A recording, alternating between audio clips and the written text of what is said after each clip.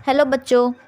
अगर मैं तुम लोगों से ये कहूँ कि आप बोर्ड एग्ज़ाम में टॉप कर सकते हैं, आपकी प्रिपरेशन चाहे कैसी भी हो, आप अपने मार्क्स को इंक्रीज़ कर सकते हैं, तो सब बच्चों का ये कहना होगा कि ये तो पॉसिबल ही नहीं है। अगर हमारी प्रिपरेशन अच्छी नहीं है तो हम कैसे मार्क्स को इंक्रीज़ कर सकते हैं। लेकिन मैं आप लोगों को ये बता रही हूँ कि ये चीज़ पॉसिबल है। आपकी अगर अच्छी प्रिपरेशन भी नहीं है ना, तो भी आप अपने मार्क्स को इंक्रीज़ कर सकते हो। तो ये पॉसिबल कैसे है? ये पॉसिबल इस तरीके से है कि विद गुड राइटिंग स्किल।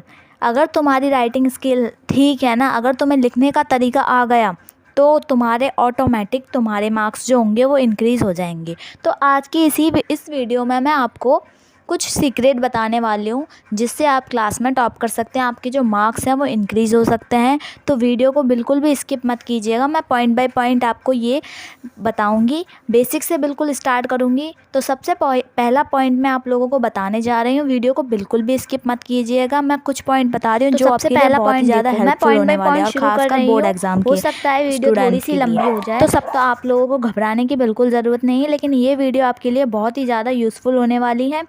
इस वीडियो में मैं आपको 1 liner answer, 2 liner answer, 3 liner answer, यानी कि 2 मार्क्स के क्वेश्चन आते हैं, 3 मार्क्स के क्वेश्चन आते हैं, 4 मार्क्स के क्वेश्चन आते हैं, और कोई क्वेश्चन जिसका आंसर आपको आता ही नहीं है उसको भी किस तरीके से लिखना है, ये सब मैं आज की वीडियो में बताने वाली हूँ।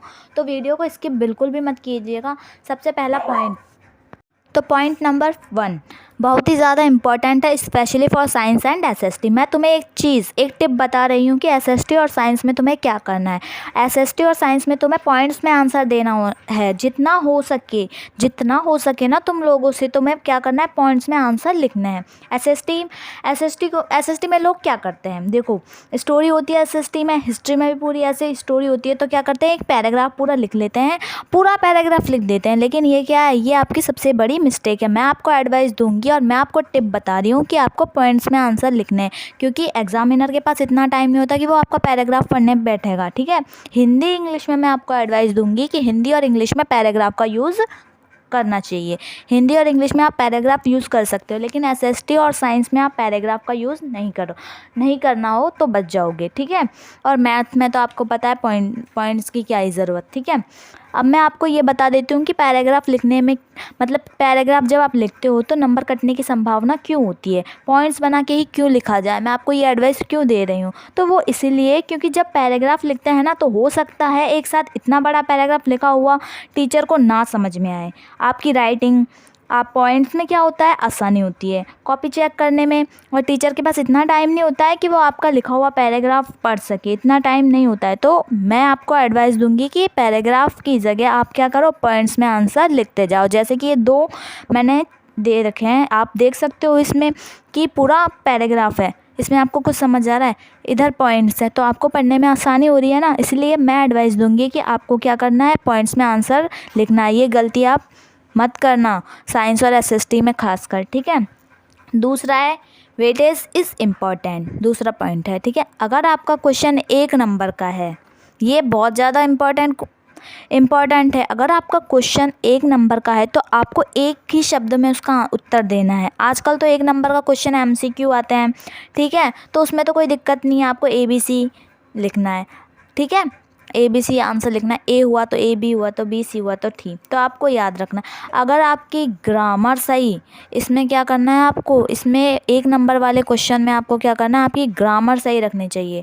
तुम 1 लाइन के क्वेश्चन में स्पेलिंग मिस्टेक कर दी तुमने, तो हो जाएगा, तुम्हारा नंबर कट जाएंगे। ठीक है, तो इसमें क्या होगा, MCQ 1 लाइनर क्वेश्चन होंगे, तो उसको आपको 1 लाइनर के हिसाब से आंसर देना। और दूसरा पॉइंट है, इसमें ग्रामर आपको सही रखनी है। 2 मार्कर क्वेश्चन, ठीक है, 2 नंबर के क्वेश्चन जो होते हैं उसमें क्या है, ऑलवेज यूज़ एग्जाम्पल, और दूसरा पॉइंट है नॉट मोर देन 3-4 लाइन्स, यानी कि ऑलवेज यूज़ एग्जाम्पल। इसमें क्या करना होता है, आपसे जो पूछा गया है कि किसी भी चीज़ की डेफिनेशन, कुछ भी पूछा गया हो, एग्जाम्पल कुछ भी ले लो, ठीक है, किसी भी चीज़ की डेफिनेशन पूछी गई तो आपको उसके साथ साथ एक एग्जाम्पल भी देना ज़रूरी है। जैसे कि आपसे पूछा गया हो व्हाट इज़ केमिकल रिएक्शन, मैं एक एग्जाम्पल दे रही हूँ तो आपको समझना होगा। जैसे आपसे पूछा गया हो व्हाट इज़ केमिकल रिएक्शन, तो आपको ये तो बताना है कि केमिकल रिएक्शन क्या होता है, प्लस में इसके साथ में एक एग्जाम्पल भी दे देना चाहिए, क्योंकि उससे क्या होगा, टीचर आपके मार्क्स नहीं काट सकता है। बहुत ज़्यादा बड़ा आंसर भी नहीं देना है, 3 या 4 लाइन में इसका आंसर जो है वो ख़त्म कर देना है। ठीक है, तो समझ आ गया, ये भी आपके लिए बहुत ज़्यादा सेकंड पॉइंट इम्पॉर्टेंट है। अब बात करते हैं 3 मार्कर क्वेश्चंस। तो 3 मार्क यानी कि 3 नंबर का जो क्वेश्चन होता है, मैं साइंस का अगर क्वेश्चन है तो उसमें आपको डायग्राम, अगर आपको उस क्वेश्चन से रिलेटेड कोई डायग्राम याद आ रहा है तो आपको डायग्राम बना देना चाहिए। ठीक है, दूसरा है अगर एसएसटी है तो एसएसटी में आपको क्या करना है, 3 से 4 पॉइंट लिखने हैं, पॉइंट्स में आंसर देना है। Always right formula. मैथ है तो मैथ में आपको क्या करना है, फार्मूले का यूज़ करना है। और हिंदी इंग्लिश में आपको क्या है, पैराग्राफ का यूज़ करना है अगर 3 नंबर का क्वेश्चन है तो। साइंस में आपको क्या है, साइंस में अगर आपको 3 नंबर का क्वेश्चन पूछा गया है तो पॉसिबल हो गया अगर आपसे डायग्राम, तो ज़रूर बना के आना है, चाहे उसमें लिखा हो कि डायग्राम बनाओ या नहीं लिखा होगा। आपको अगर उससे रिलेटेड कोई भी डायग्राम आपके माइंड में आ रहा है ना कि भाई ये क्वेश्चन है और इससे रिलेटेड ये डायग्राम है, तो आपको वो डायग्राम ज़रूर बनाना है। इससे बहुत ज़्यादा अच्छा इंप्रेशन पड़ेगा, आपके मार्क्स नहीं कटेंगे। और मैथ में क्या करना है आपको, मैथ में क्या करना है, 3 नंबर के क्वेश्चन में फार्मूला ज़रूर लिखना है। डायरेक्ट सॉल्व मत कर देना उस चीज़ को, जो फार्मूला यूज़ कर रहे हो ना उसे लिखना मत भूलना। जैसे कोई क्वेश्चन दिया हो आपने उसको डायरेक्ट सॉल्व कर दिया, नहीं। 3 मार्क के क्वेश्चन में आपको क्या करना है, उस फार्मूले को भी लिखना है जो आपने उसमें यूज़ करा हो। हिंदी इंग्लिश में पैराग्राफ में लिखे जाते हैं आंसर। ठीक है, तो पॉइंट्स में आंसर बहुत ही कम लिखे जाते हैं, पॉइंट्स में आंसर लिखना अवॉइड करना इसमें। ठीक है, मैं आपको एडवाइस दे रही हूँ, इन चीज़ों को बिल्कुल दिमाग में अपने बैठा लो। ठीक है, और वीडियो को स्किप मत करना। इसके बाद मैं आपको ये भी बताऊंगी कि अगर आपको कोई क्वेश्चन आ ही नहीं रहा हो तो आपको उस टाइम क्या करना है। ठीक है, अब देखो एसएसटी में 3 मार्क्स का क्वेश्चन हो तो क्या करना चाहिए, अगर 3 नंबर का एसएसटी में क्वेश्चन हो तो आपको क्या करना चाहिए, पॉइंट्स में आंसर लिखना चाहिए, 3 से 4 पॉइंट तो बना देना चाहिए। ठीक है, हिस्ट्री और ज्योग्राफी हो, कोई भी हो, किसी भी का क्वेश्चन आ सकता है, तो आपको क्या है, पॉइंट्स में आंसर देना है। अब मैं आपको बताऊँगी 5 मार्क्स क्वेश्चन, यानी कि 5 नंबर के जो क्वेश्चन होते हैं उनमें आपको क्या लिखना है। 5 नंबर का जो क्वेश्चन होता है उसमें आपको कम से कम 5 पॉइंट लिखने हैं, यानी कि 1 नंबर का 1 पॉइंट तो लिखना ही है। अगर उसमें हमने 3-4 पॉइंट लिख दिए तो नंबर कटेंगे। 5 नंबर का क्वेश्चन है तो 3 पॉइंट लिख के आ रहे, 1 पॉइंट 1 नंबर का भी नहीं लिख के आ रहे हो तुम, तो उसमें कम से कम आपको क्या करना है, मिनिमम 5 पॉइंट यानी कि 5 पॉइंट लिखने हैं, ताकि 1 नंबर का एक कोई पॉइंट तो आपका बने। इंक्लूड एग्जाम्पल, एग्जाम्पल भी उसमें क्या करना है, इंक्लूड करने हैं। ठीक है, आपने जैसे कोई क्वेश्चन आया उसके एग्जाम्पल भी आपको क्या करना है, 5 मार्क्स के क्वेश्चन में इंक्लूड करना है। आई होप कि आपको जो भी मैं बातें बता रही हूँ आप उसको बहुत ज़्यादा ध्यान से सुन रहे होंगे, वीडियो को स्किप नहीं कर रहे होंगे। ठीक है, तो आप इस जो मैं बता रही हूँ आपको, इसको आपको ध्यान से सुनना है। अब मैं आपको बताने वाली हूँ बहुत ही ज़्यादा मोस्ट इम्पॉर्टेंट बात। तो प्रोसेस टू राइट, यानी कि जो अगर आपको कोई चीज़ लिखनी नहीं आ रही हो, तो उस टाइम कोई क्वेश्चन आपको आ ही नहीं रहा हो, तो आपको उस टाइम करना क्या है।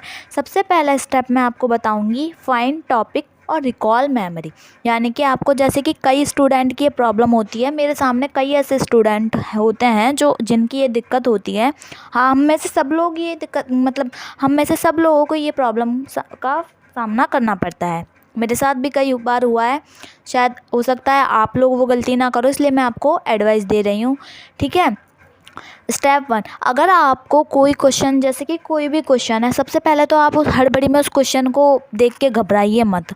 आपको क्या करना है, पहले उस क्वेश्चन को दिमाग में सोचना है। सोचा, फिर उसके बाद उससे रिलेटेड जो भी क्वेश्चन, मतलब जो भी चीज़ें आ रही हैं ना आपके दिमाग में, उसको पहले एक रिकॉल करो मेमोरी को दिमाग में। ठीक है, ऐसा नहीं है कि क्वेश्चन देखा और कुछ भी लिखते चलेगा और फिर बाद में हमें याद आया, अरे यार इसमें तो ये लिख दिया मैंने, मुझे तो ये अजीब लग रहा है यार, ये तो क्वेश्चन गलत है, इसमें तो ये क्वेश्चन होना चाहिए, आंसर होना चाहिए था यार, ये तो मैंने गलत फिर बाद में पछताने से कुछ नहीं होगा। फिर आप उसको क्या करते हो, काट देते हो, ऐसे क्रॉस करके काट देते हो, और ये कितना गंदा इंप्रेशन पड़ता है। एग्जामिनर देख के क्या नंबर देगा आपको उस पर। तो इसीलिए क्या करना है, आपको क्वेश्चन देख के घबराना नहीं है। सबसे पहले उस क्वेश्चन से रिलेटेड जो भी आपके माइंड में आ रहा हो ना, उसको पहले ध्यान से सोचो, 2 मिनट का स्पेस लो खुद को, सोचो ध्यान से, उसके बाद लिखना है। दूसरा स्टेप है कि जो भी स्ट्रक्चर आपके ब्रेन में आ रहा है ना, तो उसको क्या है, आपको पॉइंट बना के लिखना है। अब देखो, आप क्या कर सकते हो, अगर कोई भी चीज़ आपको याद आ रही है आप पीछे रफ कार्य डाल सकते हो और पीछे क्या है पॉइंट्स जो याद आ रहे हैं उसको लिख सकते हो। अब आप ये कहोगे कि मैम एग्ज़ाम में तो अलाउ ही नहीं होता है ऐसे लिखना, लेकिन नहीं, अगर आप ऊपर है ना रफ कार्य डाल दोगे ना तो अगर आप उसमें कुछ भी लिख सकते हो ना तो कोई कुछ नहीं कहेगा, लेकिन बीच में मत लिखना, ठीक है। ऊपर लिख देना रफ कार्य और उससे रिलेटेड जो भी पॉइंट है 3 4 5 पॉइंट जितने भी आपको याद है उन पॉइंटों को लिख देना, ताकि आपको वो पॉइंट अगर पॉइंट सही हुए इसके आप अंदर कुछ भी लिखोगे तो इतना ध्यान नहीं देते हैं, लेकिन आपको पॉइंट्स बिल्कुल सही लिखना है, ठीक है। तो उस पॉइंट्स को आपको जो भी याद आ रहा है उनको क्या है रफ कार्य डाल के उसको लिख देना, ताकि आपको जब आंसर लिखना पड़े तो आप भूलो ना, आप उन पॉइंटों को देख के याद आ सके आपको, क्योंकि बाद में आपके पास टाइम कम होता है, हड़बड़ी में आप कुछ भी लिख के आ सकते हो। तो जितने पॉइंट्स आपको याद आ रहे हैं उसी टाइम क्या करना है रफ कार्य डाल के पीछे पॉइंट्स लिख देना है, ताकि आप बाद में भूलो ना, ठीक है। अब स्टेप 3 में अगर आपको मैं बता रही हूँ कुछ नहीं आता, ठीक है, तो आपको जितना हो सके पॉइंट्स में आंसर लिखना बंद करो, पैराग्राफ लिखो, ठीक है। क्योंकि पॉइंट्स में अगर आप आंसर लिखोगे, अगर आपको क्वेश्चन आ ही नहीं रहा, आंसर ही नहीं आ रहा उसका कि हाँ भाई ये कहना क्या चाह रहा है, आपको आ ही नहीं रहा, तो आप अगर पॉइंट्स में आंसर लिखोगे तो एग्जामिनर आपका जो होगा पकड़ लेगा गलतियाँ, पॉइंट्स में गलतियाँ पकड़ी जाती हैं। तो इसलिए आप जितना हो सके जो लॉन्ग आंसर होता है आपको नहीं आ रहा है तो पैराग्राफ में लिखना स्टार्ट कर दो, क्योंकि अगर 5 नंबर का क्वेश्चन होगा तो पैराग्राफ में अगर आप कुछ भी लिखोगे तो आपको 3 नंबर तो मिलेंगे ही ना, ठीक है। अगर आप पॉइंट्स में लिखोगे तो वो समझ जाएगा कि गलत लिखा है, पूरा काट देगा, आपके मार्क्स कट जाएंगे। तो जितना हो सके अगर आपको जो क्वेश्चन नहीं आ रहा पैराग्राफ में आंसर लिखना और बाद में, ठीक है। और ठीक है, underline the importance words. 4th step जो है, अगर आप जैसे कि पॉइंट्स में आंसर लिख रहे हो और उसमें कोई वर्ड ऐसा है जो आपको लग रहा है कि इम्पॉर्टेंट है, तो उस वर्ड पे क्या करना है आपको अंडरलाइन कर देनी है, उसको हाईलाइट कर देना है, ताकि एग्जामिनर का जो ध्यान जाएगा सबसे पहले उस अंडरलाइन पे जाएगा, हाईलाइट पे जाएगा कि वर्ड कौन सा है, तो वो समझ जाएगा कि अरे हाँ। तो क्या होगा, इससे आपका इंप्रेशन जो पड़ेगा बहुत अच्छा पड़ेगा और एग्जामिनर को भी आपकी कॉपी चेक करने में किसी भी तरह की दिक्कत नहीं आएगी। तो आई होप बच्चों कि आपको ये वीडियो पसंद आई होगी। ये वीडियो आप लोगों के लिए ही बनाती हूँ मैं, तो आप लोगों का सपोर्ट की मुझे बहुत ज़्यादा ज़रूरत है। आप लोग बहुत ज़्यादा से ज़्यादा शेयर कर दीजिए इस वीडियो को और लाइक कर दीजिए। बहुत सारे लोग देख के तो चले जाते हैं लेकिन चैनल को सब्सक्राइब, वीडियोस को लाइक कमेंट करना भूल जाते हैं, तो ऐसा मत कीजिए। हम आप ही लोगों के लिए मेहनत करते हैं, आप लोगों को ही, ताकि आपको कोई दिक्कत ना आए। अगर आप वीडियो देख रहे हो, अगर वीडियो पसंद आ रही हो, मैं ये नहीं बोल रही कि आप ज़बरदस्ती उस चीज़ को करो, अगर वीडियो आपको पसंद आ रही हो तो आप वीडियो को लाइक कर दीजिए, कमेंट कर दीजिए। किसी भी तरह की प्रॉब्लम हो तो आप मेरे से पूछ भी सकते हैं, ठीक है। तो धन्यवाद, आज के लिए बस इतना ही। Thank you.